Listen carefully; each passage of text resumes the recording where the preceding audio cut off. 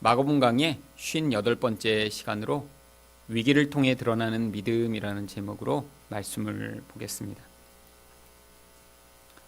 사람의 본질적 믿음의 정도는 위기를 통해서 나타나게 되어 있습니다. 평소에 자신이 잘 예수를 믿는 것 같고 또 그렇게 말도 할 수 있고 스스로 그렇게 생각하고 있더라도 정말 그 사람이 어떠한 믿음을 가지고 있는가는 위기가 닥쳐야 드러나게 되는 것입니다. 바로 이 순간이 그 사람들의 믿음을 드러내는 위기의 순간입니다. 십자가에서 이렇게 예수님이 돌아가셨을 때 예수님에게 정작 반응했어야 될 제자들은 지금 어떤 상황에 있었나요? 마가복음 14장 50절에 보시면 제자들이 다 예수를 버리고 도망하니라. 스승을 죽기까지 따랐어야 할 자들, 스스로는 그렇게 하겠다고 생명을 내걸고 예수님 앞에 맹세했던 제자들은 바로 이 순간에 다 사라져버리고 없었습니다. 그런데 그때 함께 있던 사람들이 있습니다. 40절과 41절 말씀을 보시면 멀리서 바라보는 여자들도 있었는데 그 중에 막달라 마리아와 또 작은 야고보와 요새의 어머니 마리아와 또 살로메가 있었으니 이들은 예수께서 갈릴리에 계실 때에 따르며 섬기던 자들이요, 또 이외에 예수와 함께 예루살렘에 올라온 여자들도 많이 있었더라. 남자들은 다 도망가고 없는데 많은 여자들만 지금 이 순간에 있었습니다. 그런데 이렇게 많은 여자들이 있었지만 이들의 행위를 이곳에서 멀리서 바라보는 여자들이라고 표현합니다. 왜죠? 여자들은 힘이 약하니까요. 또 두려움이 많으니까요. 그 상황 가운데 특별히 이 여자들이 어떠한 것을 요구하거나 행동을 하기에는 사회적으로도 그것들을 용납할 수 없는 상황이었기 때문입니다. 힘이 없는 여자들은 따라오긴 했지만 아무 일도 하지 못하고 멀리서 쳐다만 보고 있는 바로 이 상황. 그런데 그때 한 사람이 등장합니다. 오늘 본문에 나오는 아리마대 요셉이라고 하는 사람이죠. 이 사람은 평소에 예수님을 따르던 제자인지 속으로만 예수님을 믿고 있었는지 자기 정체가 한 번도 드러나지 않았던 사람입니다. 공개적으로 또 오랫동안 예수님을 따랐던 제자들은 다 사라져버리는 그 순간에 그동안은 한 번도 자기 정체를 드러내지 않았던 이 아리마대 요셉은 그곳에서 자신의 정체를 드러내고 예수님을 자신이 직접 장사 지냅니다. 바로 위기의 순간에 그의 믿음이 이 상황을 통해 드러나게 된 것입니다.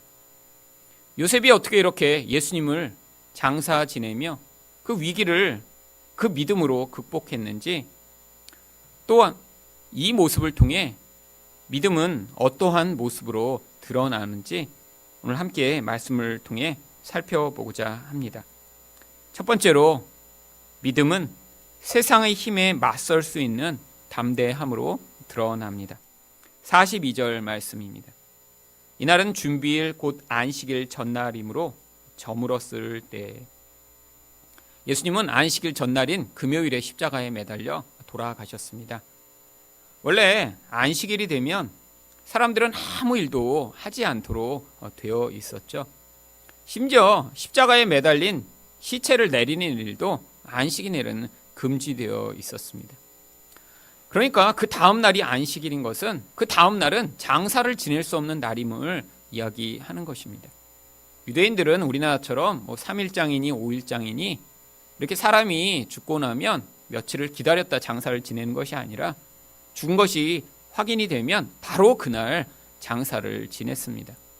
너무 더운 곳이기 때문에 시체의 부패가 빨리 되고 그래서 쉽게 냄새가 나고, 또 예전에는 이렇게 며칠간 사람을 같이 가지고 있으면서 그 부정한 것이 사람들에게 영향 미치는 것을 피하고자 했기 때문에 바로 장사를 지냈던 것이죠. 그런데 내일이 이렇게 안식일이라 지금 날이 저물고 이걸 빨리 처리해야 되는 상황인데 아무도 나서지 않습니다. 또한 율법에 의하면 이렇게 시체를 나무 위에 달린 채로 그냥 밤사이에 둘 수 없다라고 이야기를 하고 있습니다. 신명기 21장 22절과 23절을 보시면 사람이 만일 죽을 죄를 범함으로 내가 그를 죽여 나무 위에 달거든 그 시체를 나무 위에 밤새도록 두지 말고 그날에 장사하여 내 하나님 여호와께서 내게 기업으로 주시는 땅을 더럽히지 말라. 나무에 달린 자는 하나님께 저주를 받았음이니라. 나무에 달린 것만 해도 저주를 받은 것인데 그 시체를 밤사이에 그대로 나무에 매달아 놓으면 온 땅이 더럽혀질 정도로 그것은 그 저주와 그 참혹함이 심하다라고 하는 것이죠. 그런데 이렇게 예수님이 돌아가신 뒤에 날이 어둑어둑해지는데도 왜 아무도 나서지 않은 것인가요? 바로 이 예수님이 어떠한 죄목으로 죽었는지를 보면 알 수 있습니다. 바로 예수님은 본인이 하나님의 아들이라고 하는 그런 주장을 했다라고 하는 죄목으로 바로 십자가에 매달려 죽은 것이죠. 또한 로마에 반대하여 자기 나라를 세우려고 했다라는 죄목으로 또한 빌라도에게 이런 죽음을 선고받아 죽은 것입니다. 유대인에게도 또한 로마인에게도 반역을 꾀하는 자로 지금 죄목이 붙어 이렇게 죽임을 당하신 것이죠. 만일에 누군가가 그 상황에 끼어들어 예수님을 장사 지내자라고 하는 순간 그 사람은 온 유대 사회에 이런 반역자와 동참한 자로 낙인 찍힐 뿐 아니라 또한 지금 이렇게 빌라도 로마의 세력에 저항하는 사람으로 지금 낙인이 찍힐 그런 상황에 있었던 것입니다. 바로 그때 아리마대 사람 요셉이 등장합니다. 43절 상반절입니다. 아리마대 사람 요셉이 와서 당돌이 빌라도에게 들어가 예수의 시체를 달라 하니, 이 요셉이라는 이름은 흔한 이름이었기 때문에 그의 출신이 어디인지를 보여주고자 그가 아리마대 사람이라고 표현합니다. 아리마대는 예루살렘에서 북쪽으로 약 140km 정도 떨어진 곳에 있는 지역이었습니다. 그런데 빌라도에 가서 이렇게 시체를 달라고 하는데 그 행동을 성경은 당돌이 달라고 했다고 표현하고 있습니다. 여기 이렇게 당돌이라고 하는 이 단어는 다른 곳에서 한글로는 주로 감히라고 번역되는 단어죠. 여기도 아마 이 당돌이 대신에 감이라고 표현할 수 있는 그런 표현입니다. 시체를 달라고 하는데 그냥 달라고 한 게 아니라 감히 달라고 했다. 감히. 여러분, 이 감히가 언제 사용되는 거죠? 어떤 두려운 상황에서 아무도 하지 않는데 감히 그 일을 할 때, 그때 사용되는 단어가 바로 감히라는 표현이죠. 여러분, 지금 어떤 상황입니까? 모두 다 지금 이 예수의 죽음을 주시하고 있는 상황입니다. 종교 지도자들은 이 예수와 관련된 자들을 이 일을 통해 한번 색출해보자라고 지금 자신의 승리에 의기양양해 하고 있으며 관련된 사람을 찾아내고자 지금 하고 있는 상황이고요. 또한 이 빌라도와 군인들은 이 예수를 십자가에 죽이고 반역자들을 처단할 수 있는 강한 권세를 가지고 있는 그런 상황인데, 바로 그 순간에 이제까지 한 번도 등장하지 않았던 아리마대 사람 요셉이 등장하여 시체를 달라고 한 것입니다. 바로 그래서 그의 이런 행동을 당돌한 행동이라고 이야기를 하는 것이죠. 아니, 어떻게 이렇게 다른 사람 아무도 나서지 않는 이런 상황에 이 요셉은 이렇게 담대하게 그런 행동을 할 수 있었던 것일까요? 바로 믿음이란 이런 세상의 힘과 권력에 맞설 수 있는 그런 세상을 뛰어넘는 그런 능력을 주는 것이기 때문입니다. 그래서 히브리서 11장에 믿음의 사람들에 대해서 표현하면서 그 믿음이 어떻게 세상을 이길 수 있는지 히브리서 11장 33절과 34절은 이렇게 이야기합니다. 그들은 믿음으로 나라들을 이기기도 하며 의를 행하기도 하며 약속을 받기도 하며 사자들의 입을 막기도 하며 불의 세력을 멸하기도 하며 칼날을 피하기도 하며 연약한 가운데서 강하게 되기도 하며 전쟁에 용감하게 되어 이방 사람들의 진을 물리치기도 하며, 믿음이 가져오는 그런 세상을 이기는 능력에 대해 지금 히브리서는 이야기하고 있는 것입니다. 결국 이렇게 믿음이 세상을 이길 수 있는 능력이 됨이 어떤 상황에서 드러난 것이죠. 믿음이 약한 사람들이 다 숨어 있는 상황, 또 위기라 정말 세상의 권력 앞에서 다 두려워 떨 수밖에 없는 상황 가운데 이 믿음이 가져오는 그 능력이 무엇인가 드러나게 되는 것입니다. 그래서 하나님이 우리 인생 가운데 이렇게 위기와 같은 상황, 또한 다른 사람들은 두려워 떨며 거기서 반응할 수 없는 상황들을 지나가게 하는 것입니다. 왜요? 이런 상황을 통해서만 우리가 정말 믿음 있는 자인가 믿음이 없는 자인가 증명할 수 있기 때문이죠. 그런데 하나님이 우리에게 요구하시는 믿음은 내가 열심으로 나의 확신으로 만들어내는 그런 종류의 믿음이 아닙니다. 만약에 그런 확신으로 어떤 믿음이 생길 수 있을 것 같으면 바로 예수님의 제자들이 이 자리에 서서 예수님의 시신을 거두어 그들이 장사 지냈어야죠.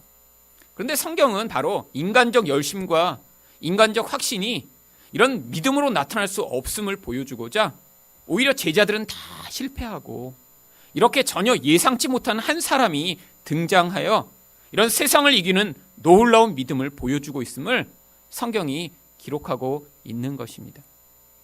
그러니까 이 믿음은 자기의 확신이나 노력으로 만들어진 믿음이 아니라 하나님이 그의 인생에 찾아오셔서 그의 삶의 과정을 통해 그가 이런 믿음을 발휘할 수 있도록 주신 은혜의 결과임을 우리는 알 수 있습니다.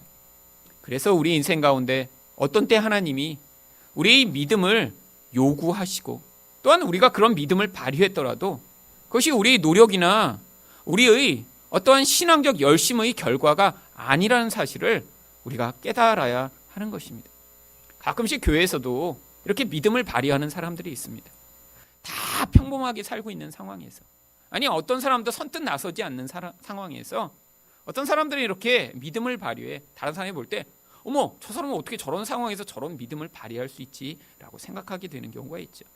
그런데 바로 하나님은 바로 그 사람의 인생 가운데 은혜로 허락하신 그 믿음으로 말미암아 하나님이 그런 믿음을 주시는 분이시며 또한 그 믿음을 완성하는 분이심을 우리에게 보여주시고자 하는 것입니다. 그래서 성경이 우리의 믿음의 주님이 바로 예수님이시며 또한 믿음의 완성자가 예수님이라고 이야기를 하는 것이죠. 그런데 이 믿음의 주여 또 온전케 하시는 예수라고 성경이 표현하고 있는 이 믿음의 주라고 하는 단어가 원래 믿음을 시작하시는 분이며 또한 믿음을 종결하시는 분이다라고 해석할 수 있는 구절입니다. 우리 믿음이라는 게 그러니까 어떻게 시작된다는 거예요? 하나님이 시작하셔서 하나님이 우리 인생 가운데 개입해 오심으로 하나님이 완성하게 만들어 주신다라고 하는 것입니다. 여기 있는 이 아리마대 요셉은 다른 사람보다 특별한 사람이라 혹은 아니면 신앙이 깊었기 때문에 이런 특별한 믿음을 발휘한 것이 아니라 하나님이 우리에게 이 믿음이 어떻게 시작되고 어떤 모습으로 드러나는지를 보여주시고자, 그리고 그 믿음이 얼마나 강한 믿음이라 이렇게 사람들이 아무도 나서지 않는 곳에서 세상을 이길 수 있는 능력으로 드러날 수 있는지를 보여주고 계신 것입니다. 그런데 이 아리마대 요셉도 그렇기 때문에 원래는 평범한 사람이었습니다. 물론 예수를 믿는 사람이었고 그가 남이 알지 못하는 사이에 제자가 된 사람이었지만 그가 평소에 어떠한 모습으로 살았는지 요한복음 19장 38절은 이렇게 이야기합니다. 아리마대 사람 요셉은 예수의 제자이나 유대인이 두려워 그것을 숨기더니. 여러분, 이게 평소의 행적이죠. 물론 은밀히 예수님의 제자였습니다. 아무도 알지 못해요. 근데 그러면 유대인이 두려워서 평소에 이렇게 숨겼으면 이런 위기 상황일수록 더욱 숨어야 되는 게 아닐까요? 아니 평소에 다른 사람들 눈치 때문에 몰래 마음만 예수님을 믿어요. 교회도 몰래 다니고 그래서 아무도 몰라 주변에. 그런데 갑자기 공산당이 쳐내려와서 목에 칼을 들이대고 너 예수 믿는다고 하면 죽일 거야 그러니까 대부분 저기 교회 안 다니는데요? 이렇게 하는데 아무도 예수 믿는 줄 몰랐는데 갑자기 저는 예수님 믿어요. 죽여요. 이런다면 우리가 얼마나 놀라겠어요. 바로 그런 상황인 것입니다. 지금 자기 정체가 드러나면 안 되는 상황인데 오히려 여기서 자기 믿음을 고백하며 예수의 제자라는 사실을 행동으로 보여주는 것이죠. 그래서 이게 뭘 보여주는 것이죠? 이 사람이 평소에 탁월한 사람이었기 때문에 이런 반응을 한 게 아니라 하나님이 그의 인생에 어떻게 은혜로 이 믿음을 허락하셨는지를 보여주심으로 믿음마저도 우리의 노력의 결과가 아니라 은혜의 결과라는 것을 보여주고 있는 것입니다. 여러분, 그래서 여러분 인생 가운데 이렇게 믿음을 하나님 앞에 보이시는 그런 순간, 아니 위기의 순간에 정말 내 평소의 모습대로라면 낙심하고 포기하고 그만뒀어야 할 상황에 오히려 믿음이 발휘되는 이런 놀라운 일을 경험하시더라도 야, 그래 내가 알고 보니까 괜찮은 사람이었네, 이렇게 생각하시면 안 된다는 거예요. 아, 하나님이 은혜로 나를 여태까지 이렇게 인도하셨구나, 그러니까 우리 하나님이 참 대단하신 분이시구나 라고 반응을 하셔야 여러분에게 그 믿음을 허락하셔서 하나님의 일을 행하게 하시고 하나님이 영광을 받으시죠. 여러분, 믿음이라는 게 무엇이죠? 우리 하나님을 믿는 것입니다. 근데 사람들은 믿음을 발휘하고도 그것을 자기 공로로 자꾸 가져오고자 해요. 내가 얼마나 여기서 큰 일을 했는지, 그래도 나니까 이 일을 하지 않았냐고. 여러분, 이러면 믿음을 발휘한 다음에 하나님의 영광을 자기가 탈취해버리는 것입니다. 그래서 하나님이 어떤 사람에게 더 믿음을 주시는 줄 아세요? 우리가 볼 때 연약해 보이는 사람, 전혀 그렇게 보이지 않던 사람이 하나님이 그런 믿음의 놀라운 복과 은혜를 더 주시는 경우가 많이 있습니다. 여러분, 한국에 기독교가 처음에 들어왔을 때 물론 천주교를 통해 신앙이 전파되었습니다. 그런데 그때 놀라운 일이, 어떤 일이 있었는 줄 아세요? 여러분, 처음에 들어와서 뭐 사람들이 이렇게 성경을 제대로 알았을까요? 아니요. 제대로 전파되지 않았고 그냥 가서 뭐 하늘에 그런 하나님이란 분이 계시고 또 예수란 분이 있다라는 그런 단순한 진리를 받아들였는데, 그 상황이 점차 이제 제사를 반대하는 그런 것, 서양 문물을 반대하는 것에 대한 이런 핍박으로 나타나면서 많은 박해가 있었습니다. 그래서 박해가 있을 때마다 수천 명이 죽임을 당했어요. 바로 이 양화진이라고 하는 그곳에서 한 번에 8,000명, 10,000명, 20,000명씩 목이 잘려 죽임을 당했습니다. 역사의 기록에 의하면 그래서 그 한강이 피로 물들어 정말 그 강의 색깔이 다 없어져 버리고 새빨갛게 다 변해버렸대요. 여러분, 그때 그렇게 돌아가신 분들이 정말 강한 믿음으로 수십 년간 말씀 연구를 하다 보니까 이야, 예수님이 이런 분이구나라는 믿음을 가져서 그렇게 목이 잘리는 곳에 그렇게 순교한 것인가요? 아니요. 내가 볼 때 대부분의 사람들은 예수님이라는 이름 알고 그냥 가서 목이 잘려 죽었던 것 같아요. 우리가 보면 참 순진한 분들이죠. 답답하죠. 그런데 그게 바로 하나님이 주시는 믿음이라고 하는 것입니다. 여러분, 오늘 성경을 보세요.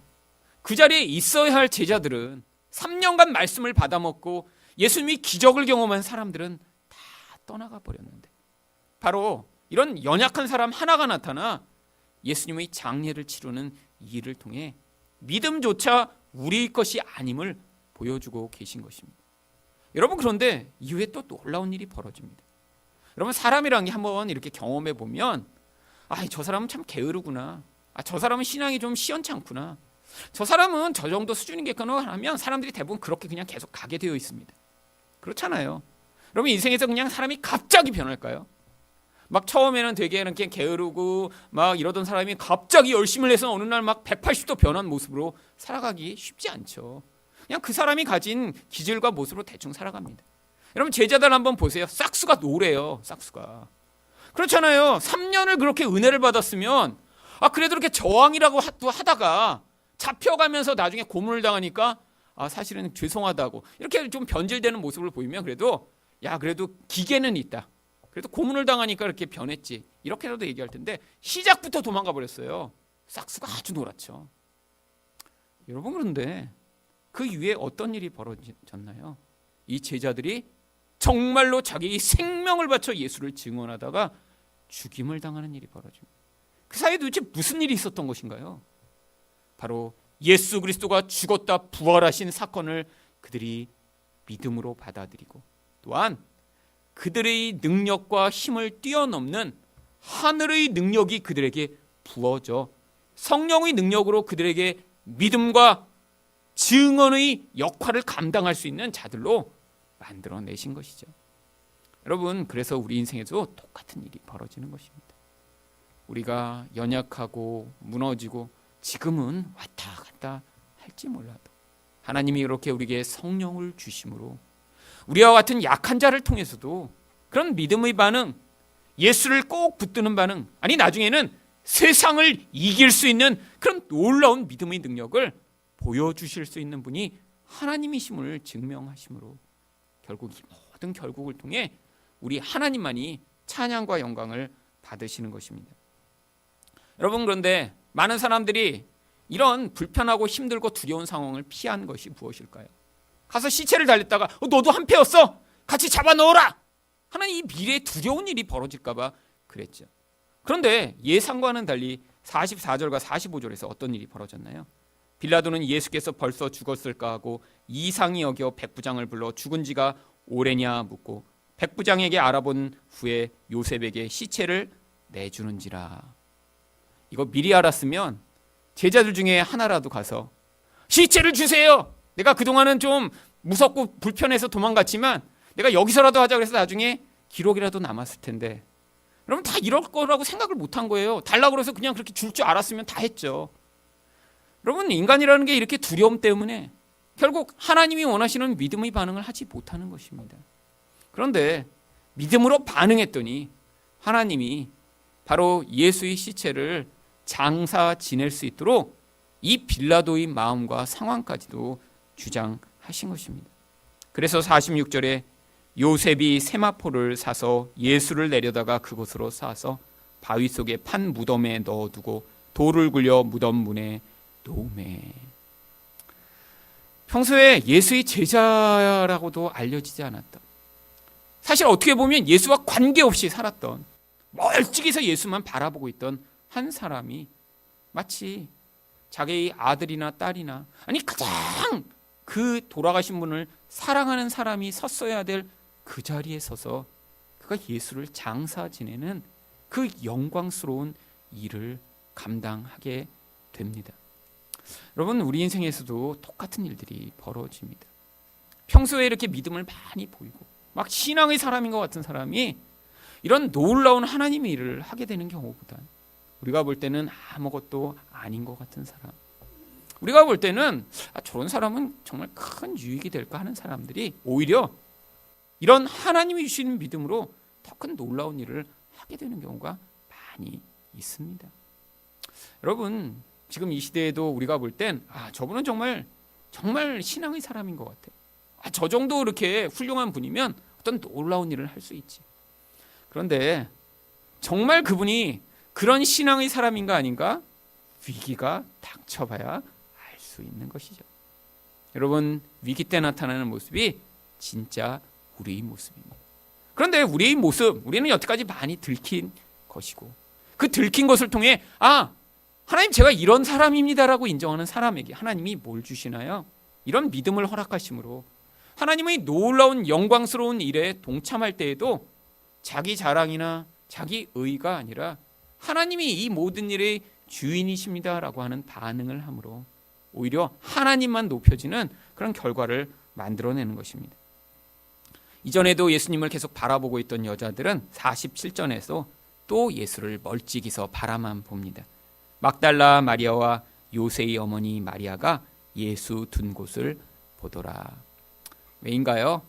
이 모든 장례가 마치고 이들이 나중에 향품을 더 가져다 예수님을 장사 지내는 그 이후의 일을 처리하고자 그 무덤을 기억한 것입니다. 믿음은 두 번째로 어떠한 모습으로 드러나나요? 자신의 것에 대한 희생입니다. 여러분, 우리 믿음을 방해하는 많은 요소들 가운데 특별히 내가 가지고 있는 것이 우리 믿음을 방해할 때가 많이 있습니다. 여러분, 세상에서 사람들이 자기의 인생을 통해 추구하는 것들 중에 가장 중요한 것은 사실 사람들의 인정이 집약된 명예라는 것과 또 돈이라는 것입니다. 그러면 이 두 가지로 인생이 추구하는 모든 것을 다 종합할 수 있어요. 사람들에게 얼마나 영향력을 미치는 사람이 되는가, 그 명예에 대한 집착, 또 그것들을 유지하고 자기 쾌락을 만들어낼 수 있는 이 돈에 대한 집착. 그런데 요셉이라는 사람은 이 두 가지를 다 가진 사람이었습니다. 43절 하반절입니다. 이 사람은 존경받는 공회원이요. 여러분, 공회원은 이스라엘 전체 가운데 딱 70명밖에 없는 가장 높은 종교 지도자의 자리입니다. 여러분, 종교 사회죠. 모든 것이 이런 종교 사회에서 종교적으로 이루어지는데 그 종교 지도자들 가운데 딱 70명 가운데 들어갈 만큼 아주 위대한 사람입니다. 그런데 여러분, 그 70명이 다 존경받을까요? 저희 국회의원이 한 300여 명 되는데 그 국회의원들이 다 존경받을까요? 물론 제가 볼 때 그 중에 존경받는 국회의원도 있겠죠. 하지만 대부분 욕먹습니다. 대부분. 여러분, 그 자리에 간다는 게 쉬운 자리가 아니죠. 여러분, 여기도 종교사회니까 얼마나 모두 이 자리를 탐낼까요? 여러분, 이 자리가 그들에겐 가장 영예로운 자리예요. 근데 그 자리에서도 이 요셉은 존경받고 있습니다. 여러분, 근데 이 존경받는다는 것을 뒤집어 생각하면 어떤 사람하고도 충돌하지 않고 어떤 사람하고도 잘 지낼 수 있는 어쩌면 굉장히 관계성이 좋은 사람이에요. 다른 말로 하면 모나지 않은 사람이고요. 다른 말로 하면 튀지 않는 사람이죠. 여러분, 너무 권력욕이 거기서 뛰어나서 난 뭐 원내 대표할 거야, 난 여기서 뭐 할 거야, 이렇게 튀면 반드시 어떻게 됩니까? 사람들에게 존경받을 수가 없어요. 거기서 높은 자리에 올라갔지만 여러분, 그런데 이렇게 인정이 중요한 이 요셉, 사람들에 대한 그 존경이 그에게 그렇게 큰 것으로 가지고 있는 이 요셉이 뭐를 내려놓기로 합니까? 바로 자기 전부를 내려놓기로 한 거예요. 여러분, 생각해 보세요. 그 공의회가 뭐 하는 공의회죠? 대제사장이 그 공의회의 의장이며 거기에는 바리새인들과 서기관들이 나머지 모두 회원으로 가입되어 있는 곳이에요. 그들이 뭘 결정했나요? 예수를 죽이기로 결정한 거예요. 그런데 이 요셉이 예수의 시체를 달라 해요. 그 시체를 장사 지내는 순간 자기가 거기서 받고 있는 모든 인정, 모든 존경을 한순간에 빼앗길 수 있는 그 위기의 순간에 선 것입니다. 존경이 중요하던 사람인데 이렇게 한 입장으로 여태까지 살던 그런 사람이 아니라 그 존경을 위해 여태까지 조심하며 숨겨왔던 사람인데 그 모든 것들을 내려왔다는 사실이 바로 이 사람이 자기 인생 전부를 이 순간에 하나님 앞에 드렸음을 보여주는 것이죠. 여러분, 뭐가 만들어낸 결과인가요? 그가 이 순간에 결심을 열심히 했을 게 아니라 믿음이 만들어낸 결과라는 것입니다. 여러분, 그뿐 아니라 그는 또 무엇을 희생하나요? 마태복음 27장 60절입니다. 바위 속에 판 자기 새 무덤에 넣어두고, 자기 무덤을 미리 만들어놨어요. 여러분, 이 무덤이라는 게 물론 이 요셉은 부자였습니다. 그래서 마태복음 27장 57절에 이 요셉을 이렇게 묘사합니다. 아리마대의 부자 요셉이라는 사람이 왔으니. 부자니까 자기 죽음 이후에 무덤도 준비해놨겠죠. 여러분, 그런데 이렇게 미래를 준비할 수 있는 여력을 가진 사람, 어쩌면 자기 죽음 이후의 그 모든 과정까지도 준비할 수 있는 사람, 그런데 이 사람의 이 부라고 하는 것이 사실 이 위기 상황에서 다 빼앗길 상황에 그는 자기 인생을 이 위험 가운데 지금 내놓는 것입니다. 부라는 것도 어떻게 얻어지는 것인가요? 사회에서 용인이 되고 사람들 사이에서 그의 재산이 인정을 받아야 가능한 것이죠. 만약에 이 유대 사회에서, 아니 로마가 지배하는 곳에서 반역자로 낙인이 찍히는 순간 어떤 일이 벌어질 수 있나요? 자기가 가진 모든 것을 빼앗길 위기 가운데 처하는 것입니다. 여러분, 그런데 바로 그것을 그가 감내하며 그가 예수께 자기의 가장 좋은 것을 돌려드린 것이죠. 여러분, 바로 이 명예와 돈이라고 하는 모든 이상이 가장 중요하게 여기는 것을 이 믿음이란 것 때문에 그는 내려놓습니다. 여러분, 우리는 생각할 때 돈이 많은 사람은 이렇게 뭐 헌금하고 하나님을 위해 돈을 쓰고 또 이렇게 높은 사람이 그 지위를 이용해 하나님 나라의 일을 하는 게 당연하다라고 생각하는 경우가 많이 있는데 그렇지 않습니다.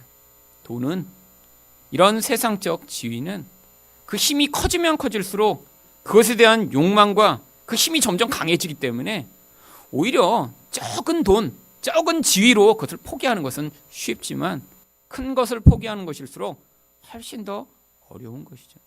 그래서 많이 가진 자가 헌금하는 것이 적게 가진 자가 헌금하는 것보다 훨씬 더 큰 믿음이 요구되는 것입니다. 없는 사람이 만약에 11조를 한다고 그러면 뭐 한 달에 100만 원 버는 사람이 11조 하는 건 10만 원이잖아요.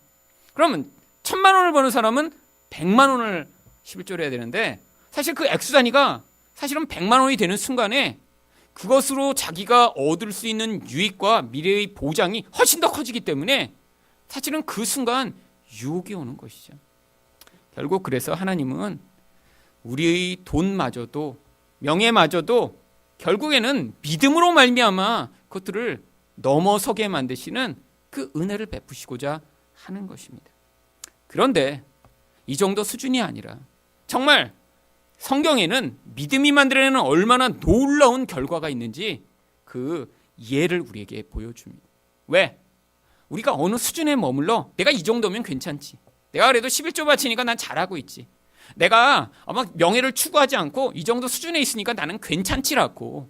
그냥 어쩌면 그 수준에서 내가 머물며 자유하지 아니하도록 우리에게 믿음의 완벽한 수준을 우리에게 보여주고 있습니다.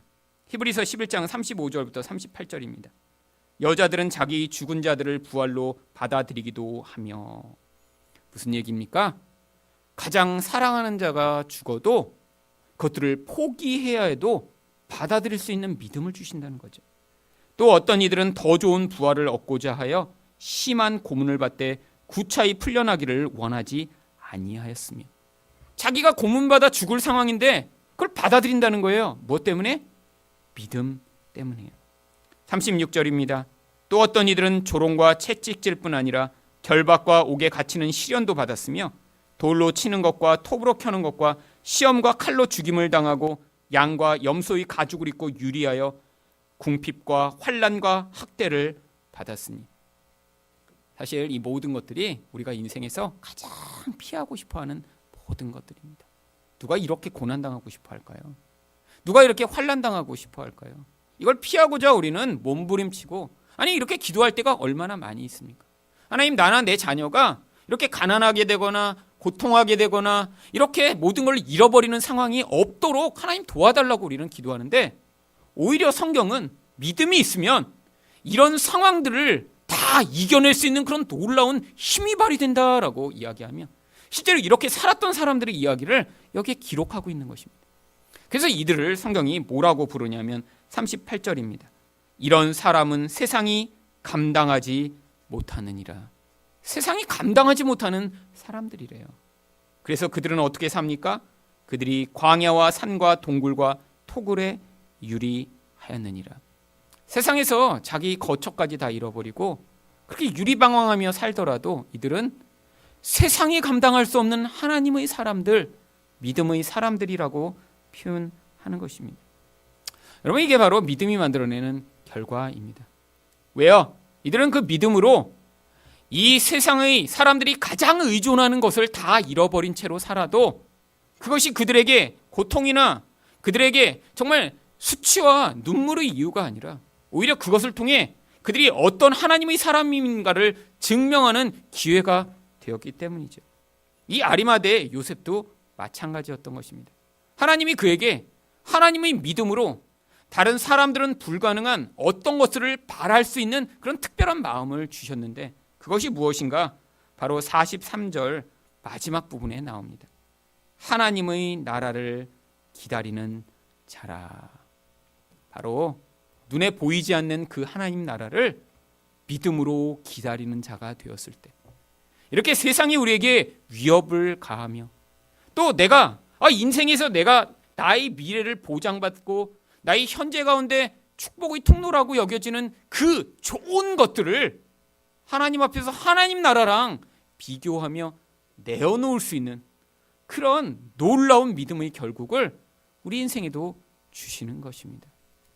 여러분, 그래서 하나님의 믿음이 우리에게 들어와야 합니다. 그래서 여러분이 이렇게 기도하셔야 돼요. 하나님, 제가 그 믿음을 갖게 하여 주시옵소서. 여러분, 그런데 이 기도가 여러분에게 진짜 마음에서 우러나오는 기도가 될 때 하나님이 그 믿음을 경험하게 하실 것입니다. 왠지 아세요? 여러분, 만약에 여러분은 싫어요. 근데 그냥 믿음이 좋다니까 그냥 달라고 그러면 어떤 일이 벌어질까요? 여러분, 세상의 위기 앞에 그 힘 앞에서 뭐가 진짜인지 증명할 일이 벌어지고요. 나는 명예가 너무 좋아요. 근데 수치를 당해야 되는 일로 끌려가고 나는 돈이 너무 좋아서 포기하지 못하겠는데 자꾸 그걸 억지로 내놓는 일이 벌어진다면 사실은 오히려 그 과정이 더 비참할 수 있죠. 여러분, 그렇지 않다라는 거예요. 여러분, 사람들이 정말 억지로 내놨을까요? 내 집이 있는데 그걸 이렇게 포기하고 광야에 살면서 그 집에 그냥 살 걸. 여러분, 그럼 억울하고 수치스럽고 불편한 마음으로 그 모든 것들을 감당했을까요? 제자들이 이전에는 그렇게 무서워 막 도망다니다가 나중에 옛날에 한번 도망가서 이렇게 창피당했는데 여러분, 그래도 성경책에는 죽었다고 기록돼야지. 그래서 가서 죽이세요 차라리. 이렇게 해서 죽었을까요? 억지로? 아니에요. 성령이 들어와 믿음의 눈이 열렸더니 하나님 나라를 보게 된 거예요. 그 하나님 나라, 죽은 다음에 가는 하나님 나라가 아니라 지금 나를 다스리시고 내 현재 가운데 임하셔서 나를 통치하시며 지금 눈에 보는 것보다 더 확실하게 우리 인생을 주장해 나가시는 그 놀라운 하나님 나라의 영광을 보았더니 그들이 자발적으로 그렇게 세상 사람들이 자기를 지켜주며 쾌락과 행복을 줄 것이라고 붙들고 있던 것들을 내려놓고 살더라도 사람들은 두려워 벌벌 떨며 그 앞에서 두려워 움츠려져 있는 그런 상황에서도 믿음을 발휘하는 그 놀라운 영광스러운 인생을 살았던 것입니다. 여러분, 하나님 지금도 동일한 일을 행하길 원하십니다. 어떤 사람들을 통해서요? 바로 이 사실을 깨달아 하나님, 제가 이런 세상에 눌려 살지 않는 그런 믿음의 사람이 되게 하여 주시옵소서. 하나님, 제가 사람들이 그렇게 중요하게 여기는 그 명예와 돈을 내려놓고 하나님이 오히려 저에게 주시는 그 영광스러운 나라를 꿈꾸며 살아가는 자가 되게 해달라고 기도하시며 간구하실 때 하나님이 우리 인생, 이제까지 이렇게 약하고 연약한 채로 살았던 우리들의 인생을 통해서도 이 놀라운 하나님 나라의 믿음을 경험케 하여 주실 것입니다.